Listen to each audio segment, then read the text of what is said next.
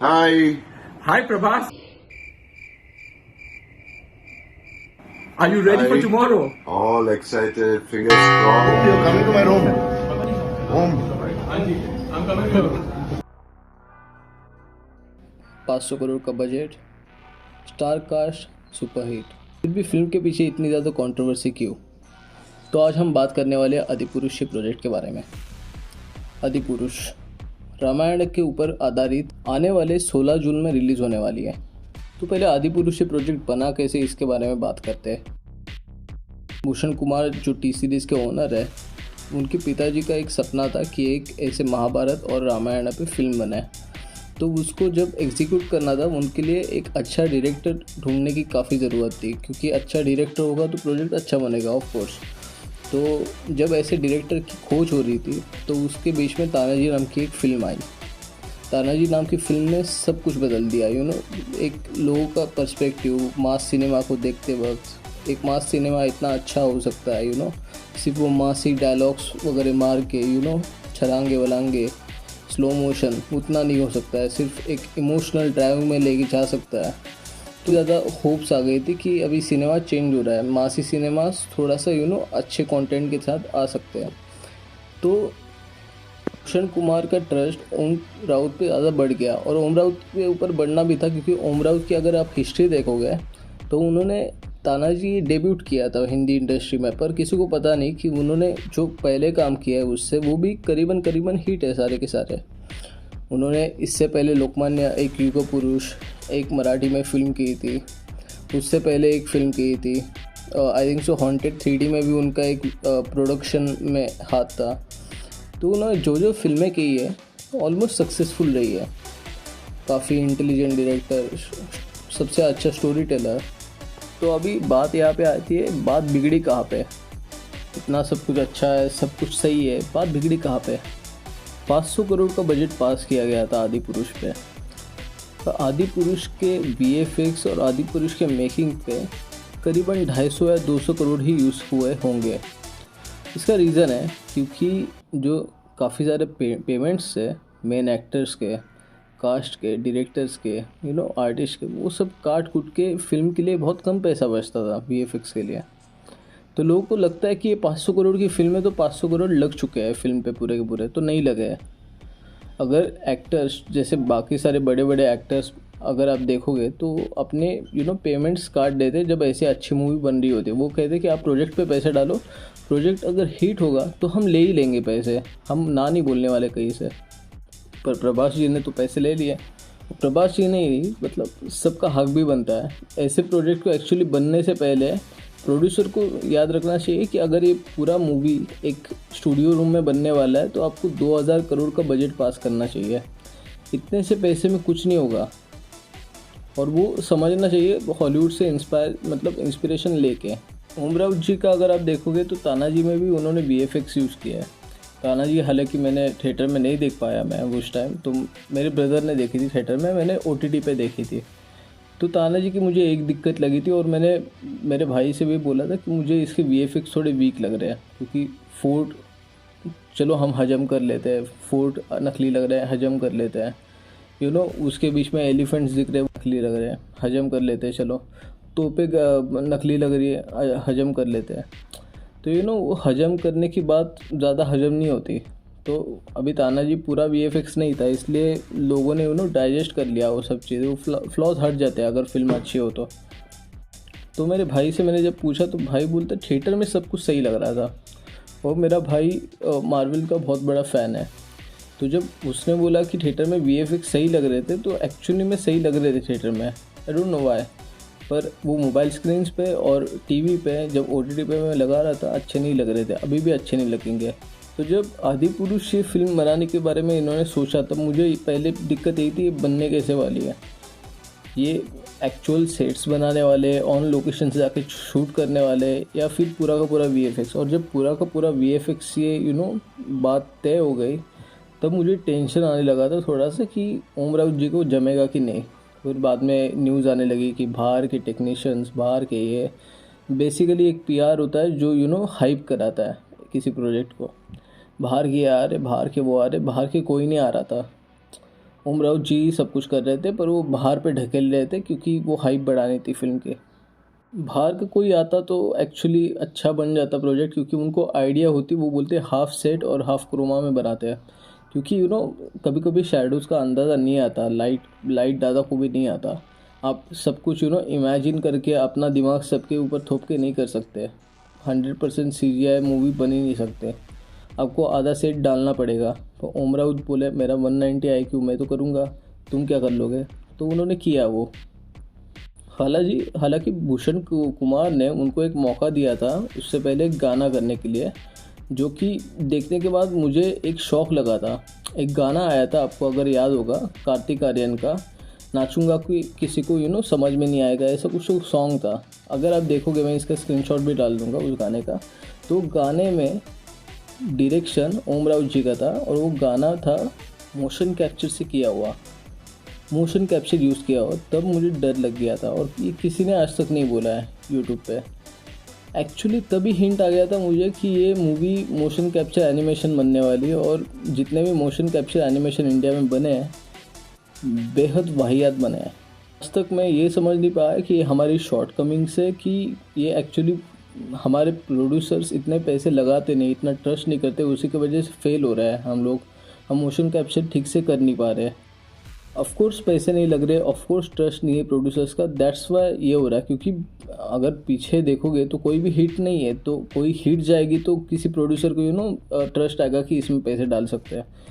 Anyway, जब मैं नाचूंगा ऐसे कि कोई देख ही नहीं रहा, ये गाना कार्तिक आर्यन का मैंने देखा, और मैंने देखा कितना वाहियात वो उसका VFX और वो सब मोशन कैप्चर किया है, पूरा कार्टूनिश, अच्छा भी नहीं लग रहा वो।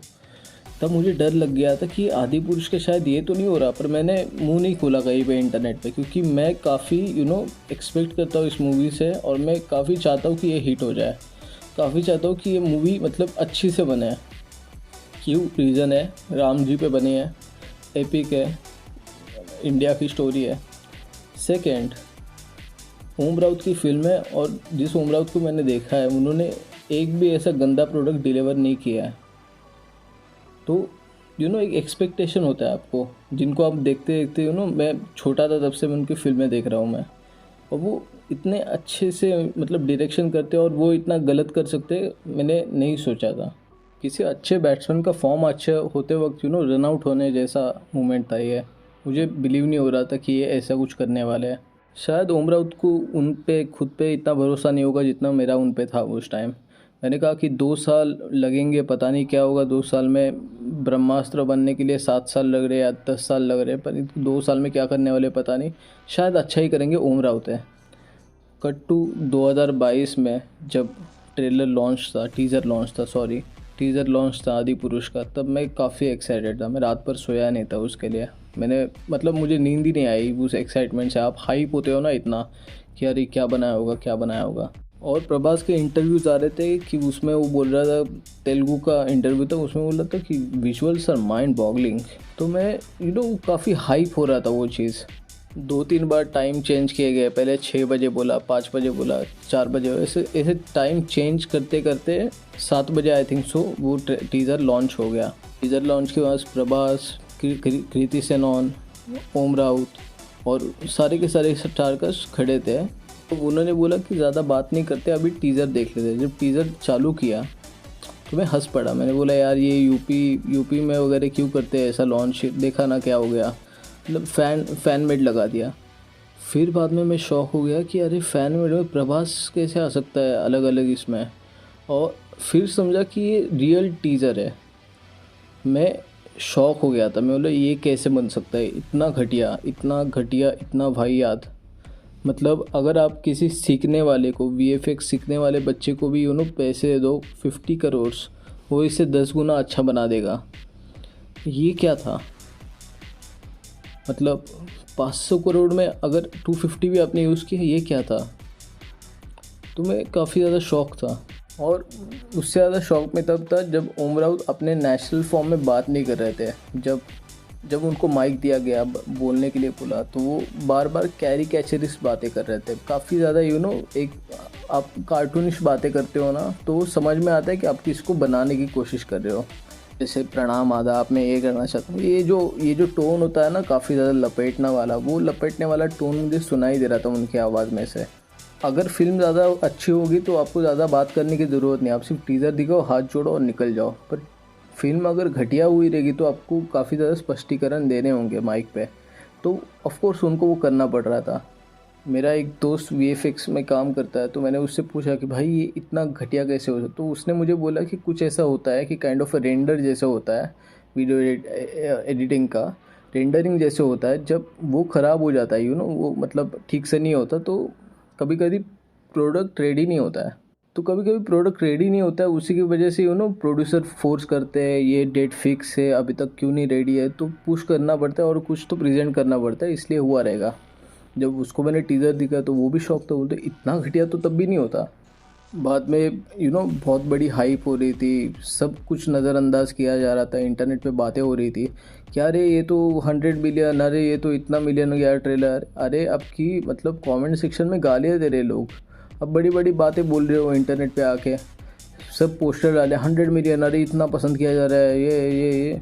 अरे फिर बाद में जब टीवी डिबेट्स पे जिक्र होने लगा तब जाके उमराव को आके बोलना पड़ा कि हाँ ये कुछ गलतियाँ हो गई और हम लोग नोट कर रहे हैं। तो हर डिबेट में जाके उन्होंने यही बोला कि सीता माता मेरी माँ है, राम जी मेरे राम, ये है वो है। पर तूने उसको लेदर चढ़ा दिया, तूने ये कर दिया, कुछ नहीं, उसके बारे में कोई स्पष्टीकरण नहीं। वो हम नया ज़माने का रावण और रामायण दिखा रहे हैं। कि फिल्म के पहले भी एक कंट्रोवर्सी हुई थी जब सैफ अली खान ने अपना मुंह खोला था और बोला था रावण का कैरेक्टर पूरा चेंज है और हम पर्सपेक्टिव रावण का अच्छा दिखा रहे हैं। तो उसी की वजह से काफ़ी झगड़े हो रहे थे कि कुछ ना कुछ गड़बड़ होने वाली है, पर इतनी बड़ी होगी मतलब ये देखिए आप, मुझे कुछ लोग बोलते हैं कि ये लेदर का ये पहना दिया, ये सबसे बड़ी प्रॉब्लम है, राम जी की मूछें क्यों है, ये क्यों है, वो क्यों है। मुझे लगता है लुक्स में ज़्यादा कुछ दिक्कत नहीं होनी चाहिए, क्योंकि वो विज़न होता है डायरेक्टर का, मैं समझ सकता हूँ। पर विजुअल्स का क्या, मैं विजुअल्स का क्या करूँ जो इतने घटिया है, जो मुझे अनरियलिस्टिक लग रहा है, जो मुझे कार्टून 2000 के साल का किसी के गेम का 2000 साल में जो गेम्स बनते थे उस लेवल का जो कार्टूनिश काइंड ऑफ वीएफएक्स है, उसका मैं क्या करूँ। रावण का बना हुआ विराट कोहली मैं वो सहन कर सकता हूँ, राम जी का बनाया हुआ रावण मैं वो भी सहन कर सकता हूँ। मैंने सीता माँ का के पॉप वाला के पॉप वाली साड़ी पहनाई हुई पर्पल आर्मी मैं वो भी सहन कर सकता हूँ। पर उसका क्या जो वीएफएक्स में आपको करना था मैन, आपने कार्टून में घुसा दिया, कार्टून नेटवर्क में। और अगर आपको कार्टून ही करना था, एक 3D एनिमे बनाए थे आप, वैसे भी एनिमे नहीं है इंडिया में, कहाँ पे एनिमे है, आप एनिमे बना देते अच्छा सा अपने प्रभास और अरे उतने पैसे भी बच जाते आपके, आपने ये क्यों किया। फिर डिबेट्स पे आना, सब जगह पे हाथ जोड़ना, कैरिकेचरिश बातें करना, वो चालू था। और मुझे सीरियसली लगा इसमें कोई चेंजेस नहीं आएंगे इस फिल्म में।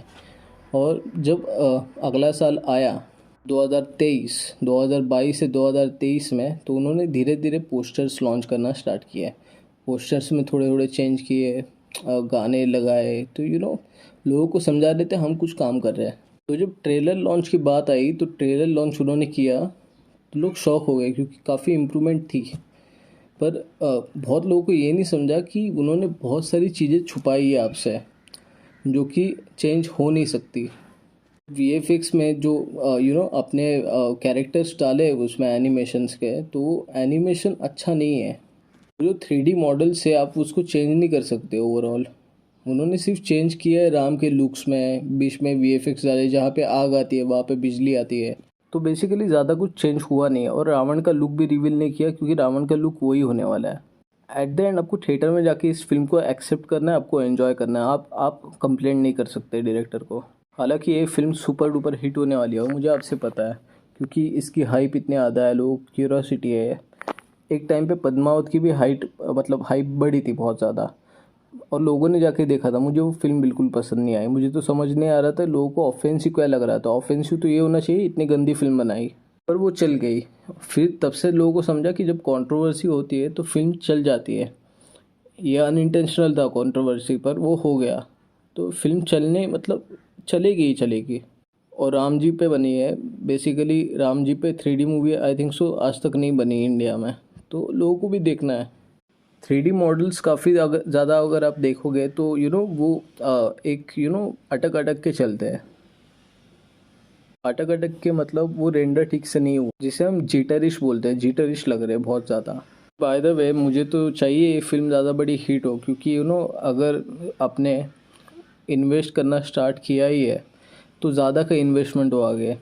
लोगों को एक सर में रहे कि अगर फिल्म अच्छी नहीं बन रही तो उसका मेन रीज़न है कि उस प्रोडक्ट पे ज़्यादा बिलीव नहीं किया गया है प्रोड्यूसर से। अगर बिलीव होता तो वो ज़्यादा पैसे डालता।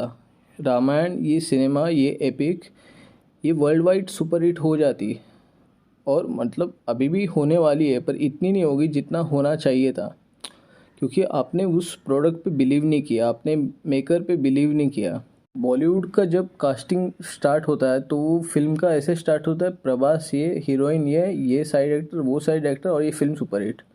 तो अगर आप ऐसे फिल्म को तोला करोगे तो कोई भी फिल्म अच्छी नहीं बनेगी, भले वो बॉक्स ऑफिस पे उतना कमाई कर दे जितना आपने सोचा था, पर उस कमाई का आप अगर अचार डालोगे, अगर वो फिल्म को कोई रिकमेंडेशन कहीं पे कुछ मतलब एक्नॉलेज नहीं किया जाएगा, कहीं पे भी उसको खड़ा रहने की मतलब औकात नहीं होगी उस फिल्म की, तो उस पैसे का जो रिकवर हुआ है उसका फ़ायदा क्या। और बॉलीवुड का हर फिल्मों में ऐसे होता है। अगर आप सलमान खान की मूवी देखोगे तो सलमान खान के हर मूवी में लास्ट में उनकी भाईजान की शर्ट फट जाती है। आपको पता है वो फटने वाली है, फिर भी कुछ लोग जाते हैं देखने के लिए। पर अभी अभी धीरे धीरे ऑडियंस कम होते जा रही है। क्यों? क्योंकि उनको भी एक अच्छा सिनेमा देखना है, उनको शर्ट फटते हुए नहीं देखनी किसी की। अभी एक कास्टिंग का प्रकार जो होता है बेसिकली कि ये एक्टर लो, वो एक्टर लो तो फिल्म हिट हो जाएगी, वो बंद होना चाहिए। पहले तो एक अच्छी स्क्रिप्ट है आपके पास, अच्छे मेकर्स लो पहली बात तो, और फिर बाद में आप डिसाइड करो किसको कास्ट करना है। मुझे तो लगता है सिर्फ प्रभास होता मेन लीड एक्टर, और नॉर्मल एक्टर्स लेते कोई भी। आपको कोई ज़रूरत नहीं थी स्टार कास्ट इतनी बड़ी करने की या किसी को ज़्यादा पैसे देने की। सिर्फ प्रभास भी होते हैं तो भी चल जाती फिल्म। मुझे नहीं पता ये सोचा क्यों गया, नॉर्मल लोगों को लेते हैं। कितने सारे एक्टर्स हैं इंडिया में। और बाय द वे किसी को ये नहीं पता कि ये फिल्म जो है वो बेसिकली एक एडेप्शन है। वो रामायण के बारे में पूरी तरह से ठीक से बताने नहीं वाले हैं, इसलिए उन्होंने नाम चेंज किया। राम जी का नाम राघवा किया, सीता माँ का नाम चेंज किया I think so, Hanuman ji का बजरंगी कर दिया, रावण का लंकेश्वर कर दिया आई थिंक सो। तो इसका मीनिंग है कि वो क्रिएटिव फ्रीडम लेना चाहते हैं बहुत ज़्यादा। वो ये नहीं चाहते कि अगर आप उनका गला पकड़ने जाओ कि आपने ऐसा क्यों दिखाया तो बोले अरे ये तो एडेप्टेशन, ये तो इंस्पायर्ड है। आप पागल हो क्या? राघवा कौन था? ये कौन था? बजरंगी कौन है? आपने कभी सुना है कि बजरंगी तो भाईजान भी है? तो ऐसे पलट लेंगे। उसलिए क्रिएटिव फ्रीडम ये वर्ड ही इसलिए बना है कि डायरेक्टर हगने वाला है, वो हगने वाला अच्छा हगने वाला है या बुरा हगने वाला है वो आपको देखना है सिर्फ। और क्रिएटिव फ्रीडम का मीनिंग ऐसा भी है कि बहुत सारी चीज़ें कट होने वाली है। बहुत सारी चीज़ें कट होने वाली हैं, मतलब शायद उसमें जो कैरेक्टर्स है जैसे कि कुंभकर्ण, ये सब, ये बहुत सारे कैरेक्टर्स कट होंगे क्योंकि नहीं होगा 3D मॉडल्स क्रिएट उतने। और अगर कर दिया तो सैल्यूट है अगर सब कैरेक्टर्स दिखाते, मैं मान लूँगा, पर मुझे नहीं लगता सब कैरेक्टर्स दिखाने वाले हैं।